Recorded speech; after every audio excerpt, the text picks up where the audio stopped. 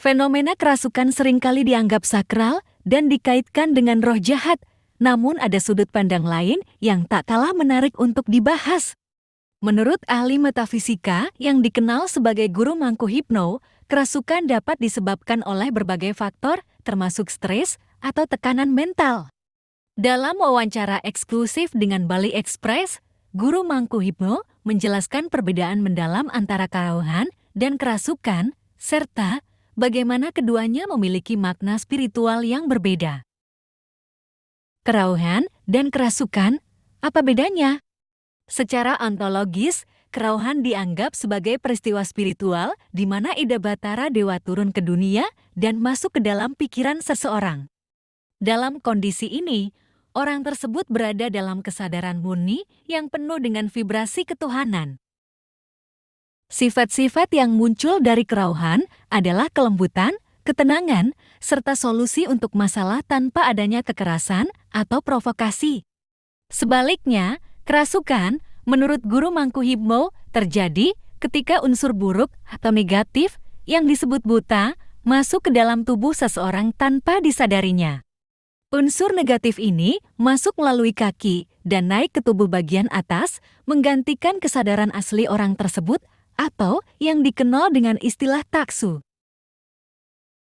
Pada saat inilah, kesadaran individu tergeser dan ia tidak bisa lagi membedakan antara yang baik dan buruk.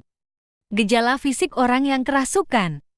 Kerasukan sering ditanda dengan perubahan fisik yang drastis, mata yang melotot, gerakan yang kasar, serta kekuatan yang tiba-tiba besar adalah beberapa ciri fisik yang terlihat pada seseorang yang kerasukan.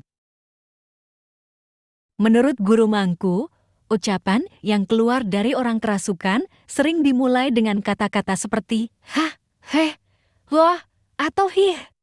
Ini dianggap sebagai ekspresi dari ketegangan dalam tubuh yang membutuhkan pelampiasan. Menariknya, menurut guru Mangku, fenomena ini tak selalu berhubungan dengan kekuatan gaib, melainkan bisa juga gejala dari penyakit mental atau psikologis yang sedang terjadi.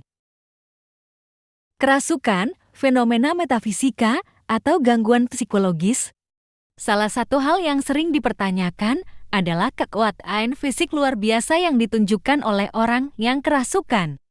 Menurut guru Mangku, kekuatan ini disebabkan oleh pengerasan saraf yang terjadi selama episode kerasukan. Pengerasan ini membuat tubuh menjadi kaku dan tenaga yang besar pun muncul sebagai respons dari kondisi tersebut. Ia menjelaskan bahwa situasi ini mirip dengan neurosis, di mana saraf tubuh menegang dan individu menunjukkan kekuatan yang tak biasa.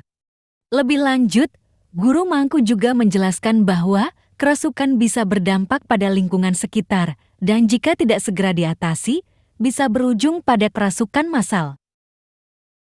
Maka dari itu, penanganan cepat sangat diperlukan untuk mencegah dampak yang lebih besar. 3 tingkatan kesadaran menurut guru Mangku. Guru Mangku Hipno juga menjelaskan bahwa manusia memiliki 3 tingkatan kesadaran. Pertama adalah kesadaran fisik, kedua adalah taksu atau kesadaran yang lebih tinggi, dan yang ketiga adalah nadi, yaitu kesadaran yang paling murni. Orang yang berada dalam tingkat nadi biasanya tak bisa kerasukan karena mereka memiliki kendali penuh atas kesadaran mereka. Mereka tetap sadar meski berada di dimensi spiritual yang lebih halus dan seringkali mereka menerima pesan spiritual atau pawisik dari alam gaib. Cara menangani orang kerasukan. Guru Mangku Hipno juga memberikan tips praktis untuk menyadarkan orang yang kerasukan.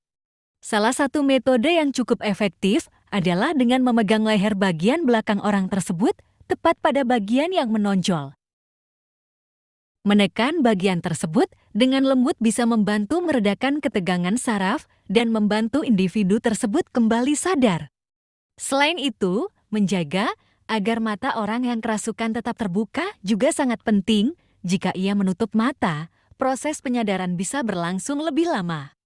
Yang menarik, guru Mangku juga menekankan pentingnya penggunaan air untuk menyadarkan orang yang kerasukan.